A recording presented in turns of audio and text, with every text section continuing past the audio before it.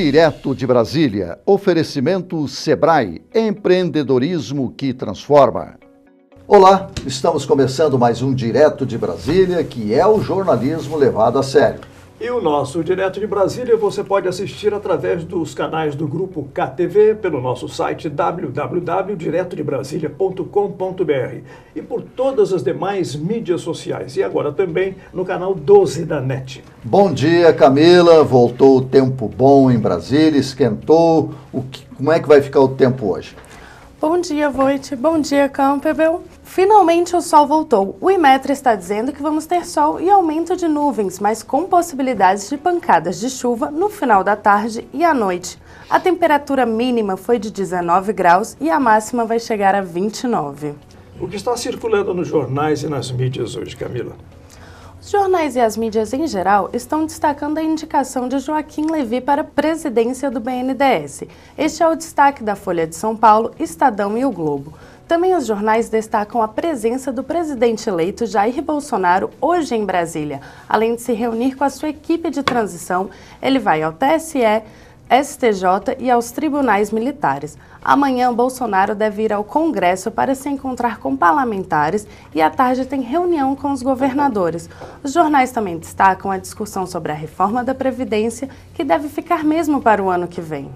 Pois é. Muito bem, Camila. Muito obrigado. Bolsonaro já chegou em Brasília e foi para o Centro Cultural Banco do Brasil. Governadores estão com situação econômica complicada. Bolsonaro vai ter como ajudá-los? Bom, é isso que a gente vai procurar saber, né? É difícil, porque muitos já renegociaram suas dívidas com Dilma e não fizeram o dever de casa. Por isso, além de não cortarem os gastos, eles estão aí novamente com o pires na mão. Como o governo federal também está com os cofres vazios, não vai ser uma conversa fácil. Agora nós vamos fazer um pequeno intervalo e depois vamos falar de política das esquerdas e a relação de Bolsonaro com o Congresso. O nosso convidado entende do riscado, é o ex-deputado Paulo Delgado. E também o pessoal aí fique atento, pois vamos falar de moda, de empreendedorismo neste setor com a Anne Santos, coordenadora da cadeia de valor da moda do Sebrae. Nós já voltamos.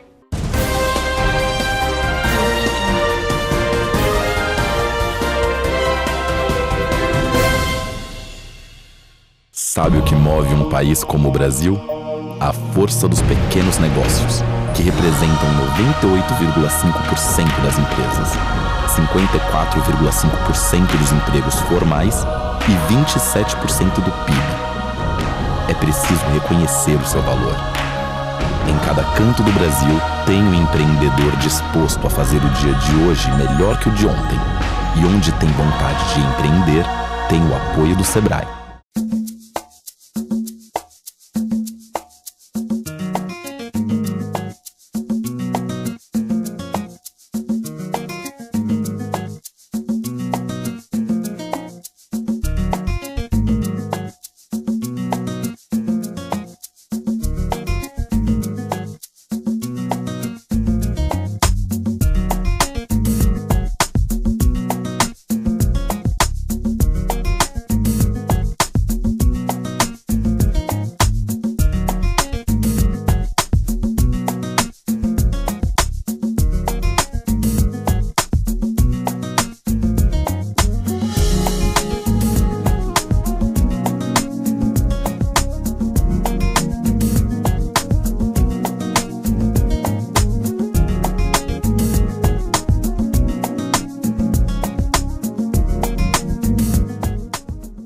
Sabe o que move um país como o Brasil? A força dos pequenos negócios, que representam 98,5% das empresas, 54,5% dos empregos formais e 27% do PIB. É preciso reconhecer o seu valor. Em cada canto do Brasil, tem um empreendedor disposto a fazer o dia de hoje melhor que o de ontem. E onde tem vontade de empreender, tem o apoio do Sebrae.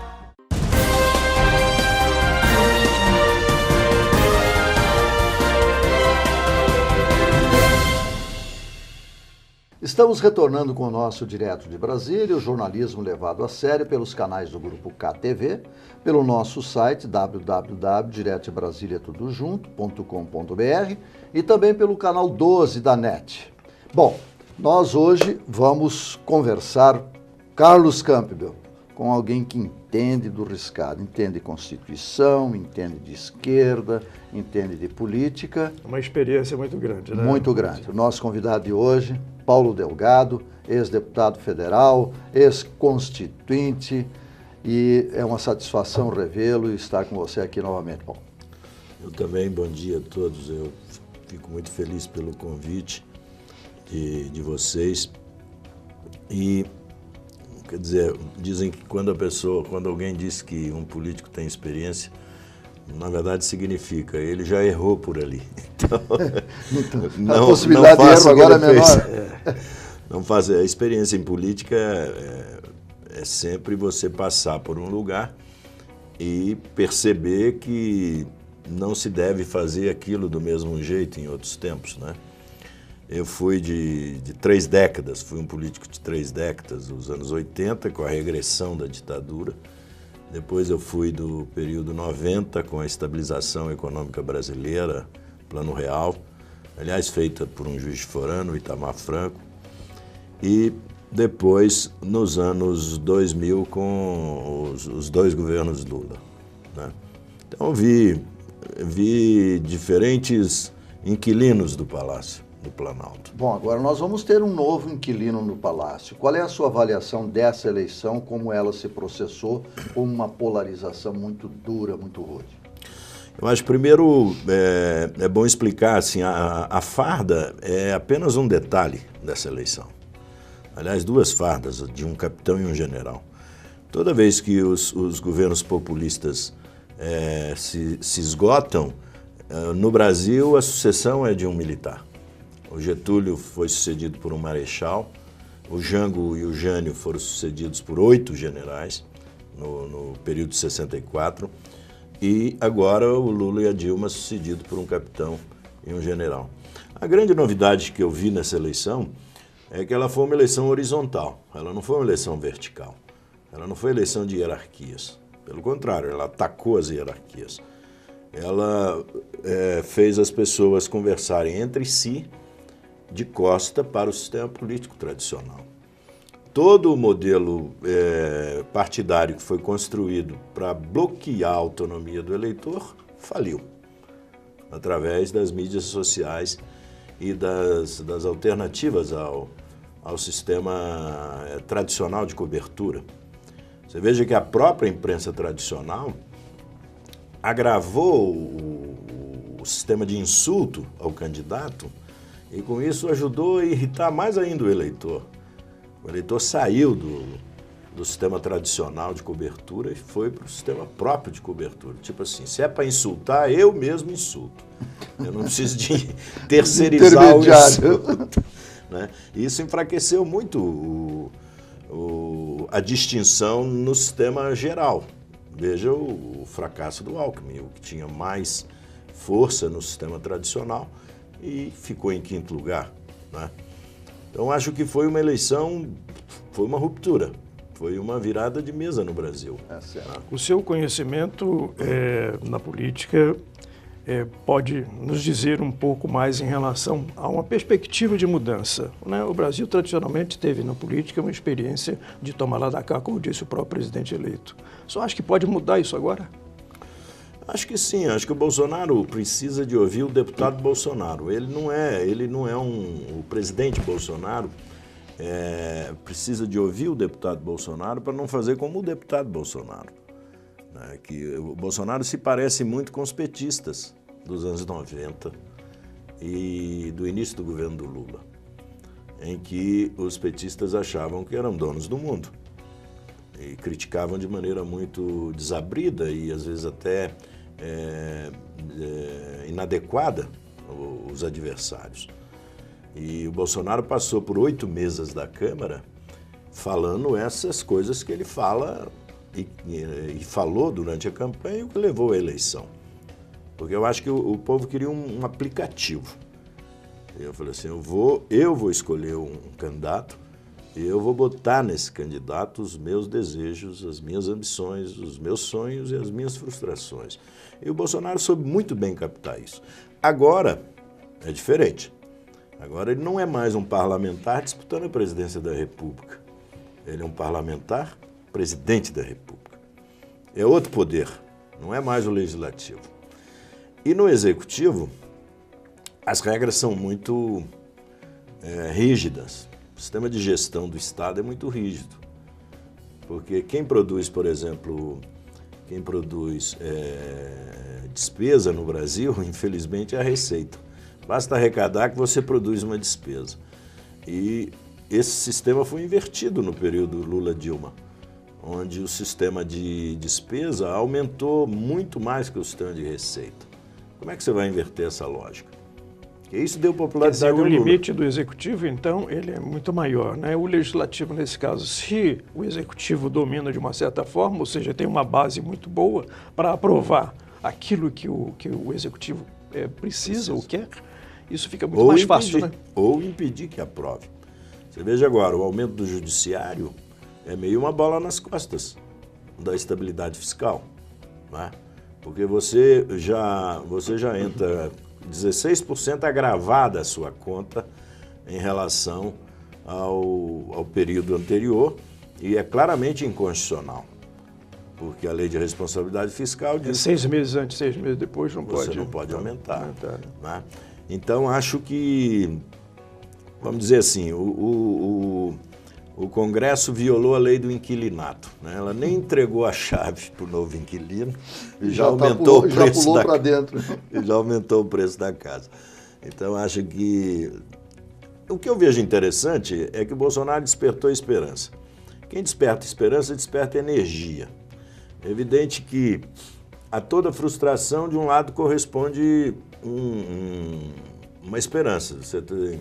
E um outro dado interessante que eu vejo é esse processo internacional, embora ele esteja falando coisas que me parecem inadequadas em relação à China, por exemplo, e ao próprio Estados Unidos, ele pode ser um bom presidente internacionalmente se ele tiver um bom ministro das Relações Exteriores.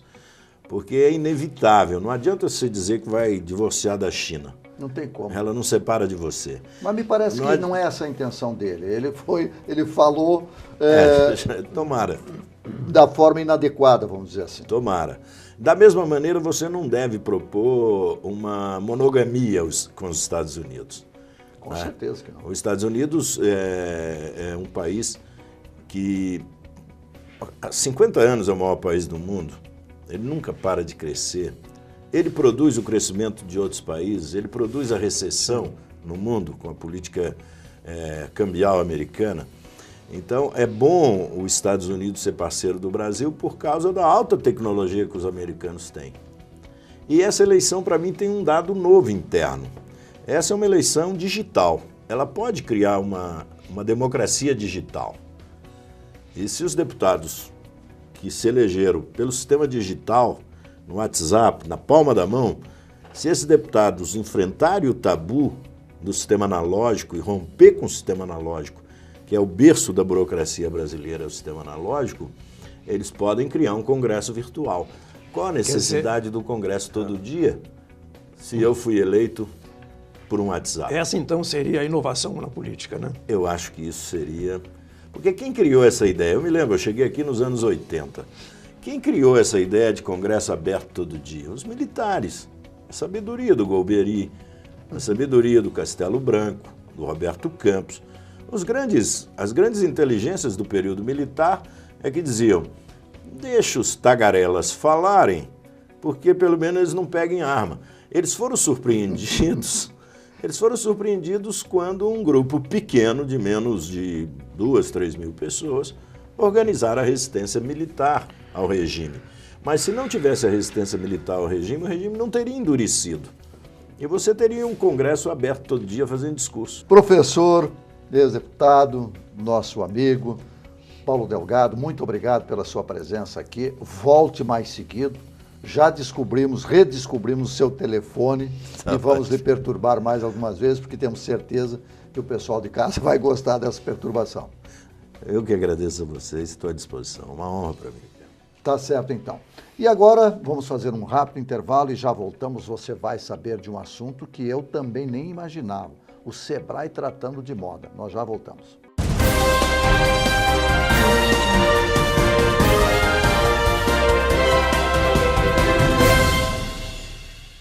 Sabe o que move um país como o Brasil? A força dos pequenos negócios, que representam 98,5% das empresas, 54,5% dos empregos formais e 27% do PIB. É preciso reconhecer o seu valor.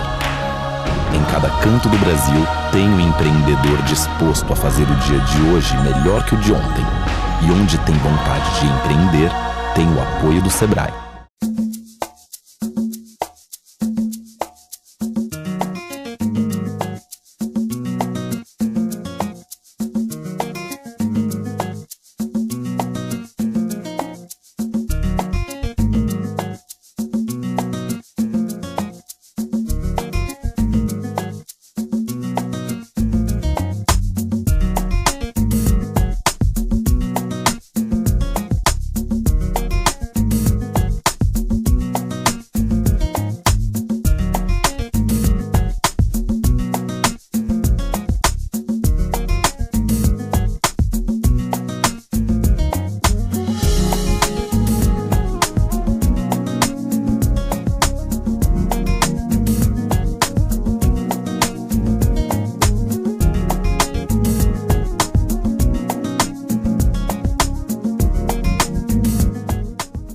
Sabe o que move um país como o Brasil?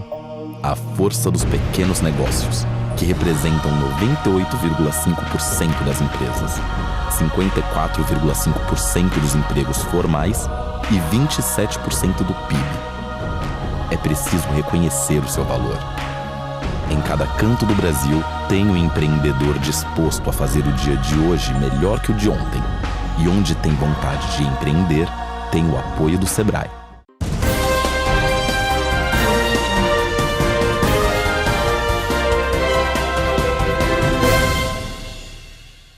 O Direto de Brasília está recebendo hoje também Anne Santos, coordenadora da cadeia de valor da moda do Sebrae, que eu nem sabia, que o Sebrae atuava nisso aí. Pois é, e a Anne, seja bem-vinda ao Direto, e não sabíamos que o Sebrae também atuava nesse ramo da moda. Como é que isso é feito?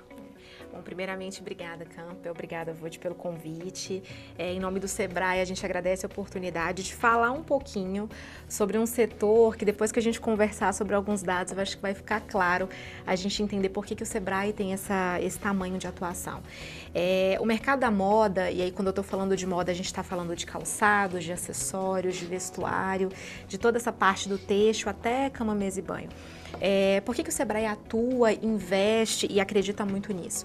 Primeiro, pela pujança do mercado, né? A moda, ela é o segundo maior mercado em indústria de transformação no Brasil. Ela só perde para alimentos e bebidas hoje e a gente tem uma entrada muito pulverizada nos pequenos negócios. Desse segundo maior mercado, de 75% a 80% são pequenos negócios. O grande varejo, ele ocupa uma fatia ali de 20% a 25%. Claro, obviamente que com faturamento muito elevado, a gente tem o grande varejo muito pulverizado no Brasil. Mas os pequenos negócios de moda, hoje, em volume, representam muito desse setor. E o Sebrae não podia ficar de fora de um setor que é tão mosaico, ele é tão vitral, que ele reúne desde aquela pequena sacoleira, microempreendedora individual de moda, que faz as coisas na sua casa, que tem ali a sua própria produção, até uma empresa de pequeno porte, que ainda é uma pequena ou uma média empresa e que já está lidando ali com fatores como exportação, com uma moda mais autoral, com um processo criativo mais elaborado. Então, hoje a gente tenta lidar com esses empresários, oferecendo tudo o que eles precisam. É claro que é um portfólio, um leque de coisas, porque é um mercado que tem muita relevância no mundo, na verdade, né? Essa identidade da moda brasileira, ela é uma coisa só brasileira ou ela tem um conceito mais exterior? Por exemplo, a gente sabe que a moda francesa, ela atua muito fortemente, né, no mundo. Como é que é a identidade da moda no Brasil? Gente, isso é algo muito curioso, né? Porque o Brasil ele é um país extremamente criativo. A indústria da moda ela está dentro do contexto da economia criativa também. E o empresário, o empreendedor de moda e o empreendedor brasileiro, e aí eu estou falando de todos os tipos, né? De qualquer cadeia produtiva, de qualquer brasileiro.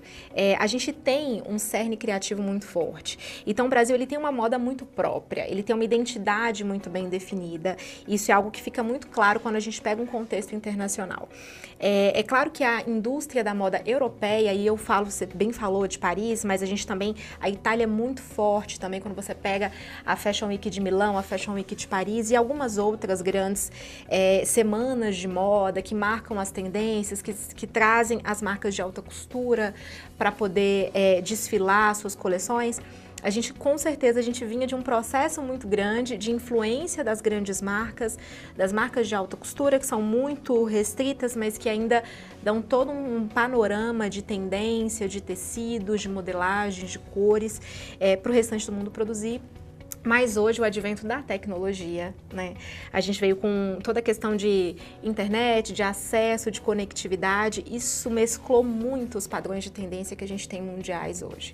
Então, quando eu tinha uma indústria toda focada na participação dessas Fashion Weeks, entendendo essas tendências, dali em diante produzindo em grande escala para distribuir para o grande varejo, comércio, serviços, a gente tinha, sim, uma influência europeia mais significativa dentro de um mercado, e eu não estou falando só de Brasil, de um mercado mais global, mas hoje em dia, quando a gente mistura todo um aspecto tecnológico, que eu consigo ao vivo entender o que está acontecendo na Fashion Week Tóquio, na Fashion Week Paris, na Fashion Week Nova York, na Fashion Week Milão, na Fashion Week São Paulo, né? Quando eu pego um contexto de que eu tenho um processo criativo muito forte dentro do Brasil, hoje eu acho que seguramente a gente pode dizer que a gente tem uma moda aí bastante original, com bastante autoralidade.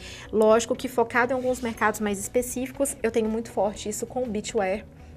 O Brasil é muito específico em moda praia, a nossa modelagem é única, é uma modelagem até desejada em alguns países, porque a gente tem um modelo de calcinha menor, a gente tem um modelo de sutiã mais ousado, isso é muito característico da moda brasileira.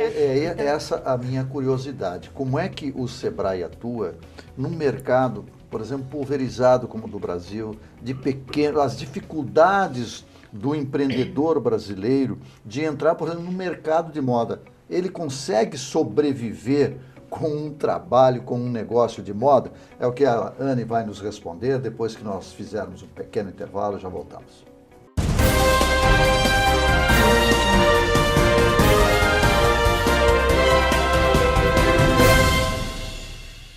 Sabe o que move um país como o Brasil? A força dos pequenos negócios, que representam 98,5% das empresas, 54,5% dos empregos formais e 27% do PIB. É preciso reconhecer o seu valor. Em cada canto do Brasil tem um empreendedor disposto a fazer o dia de hoje melhor que o de ontem. E onde tem vontade de empreender, tem o apoio do Sebrae.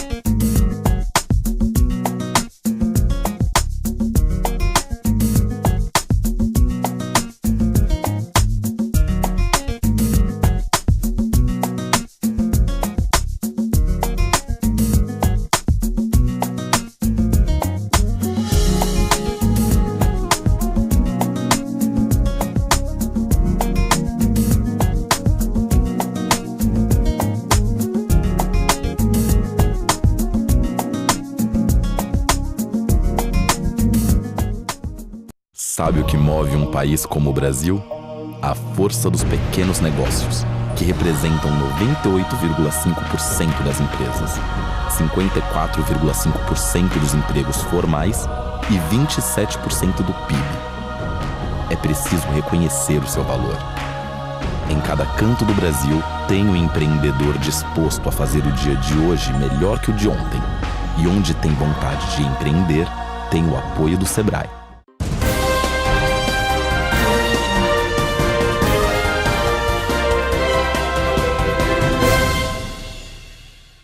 Retornamos com a nossa entrevista com a Anne Santos, coordenadora nacional da cadeia de valor da moda do Sebrae.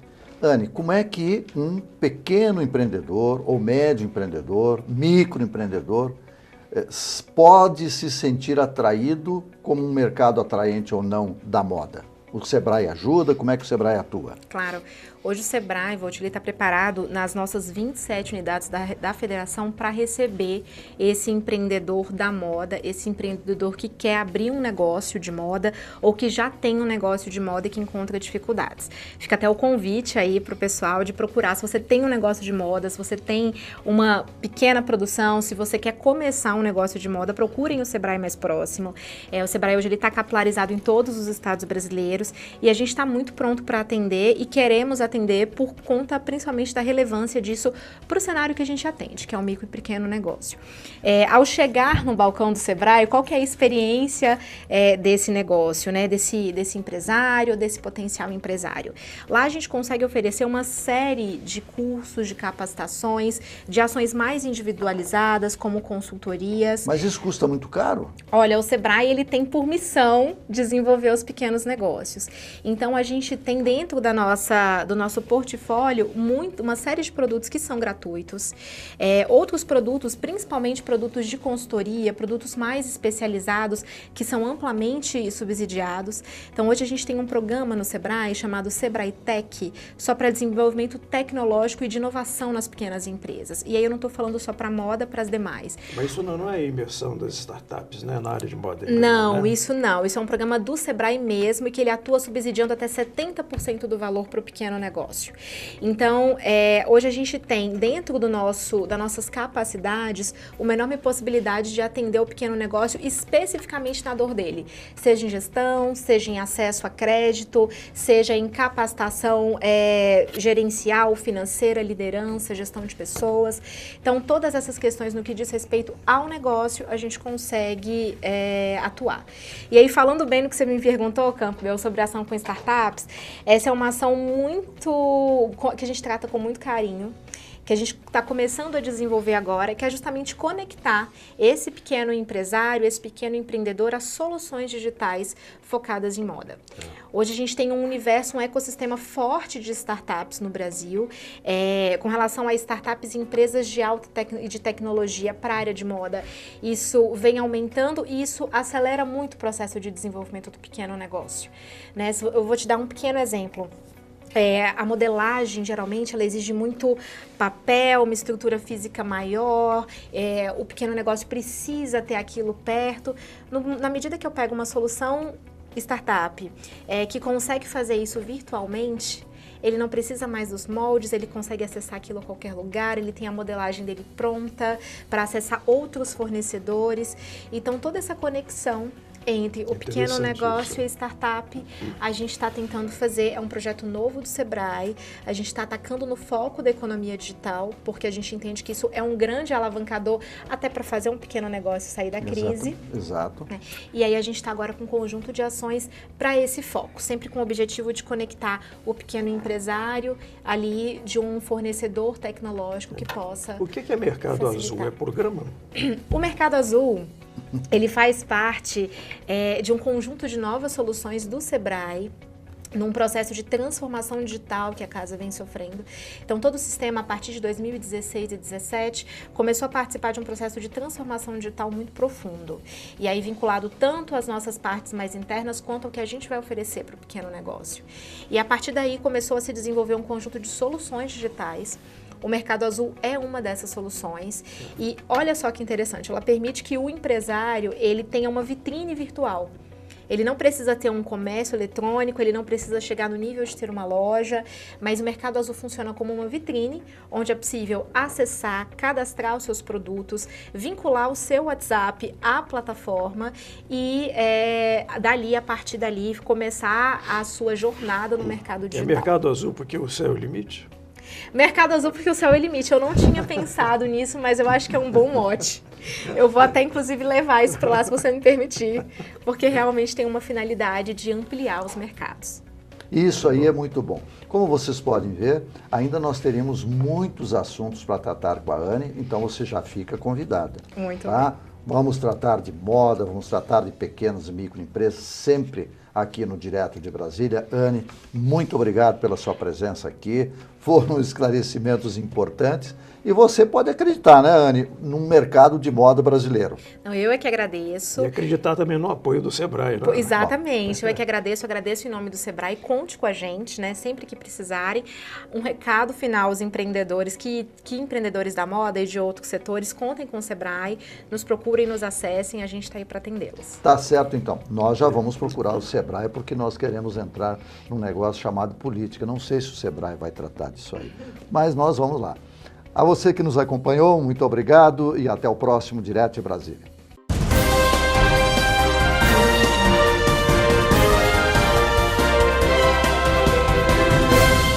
Direto de Brasília, oferecimento Sebrae, empreendedorismo que transforma.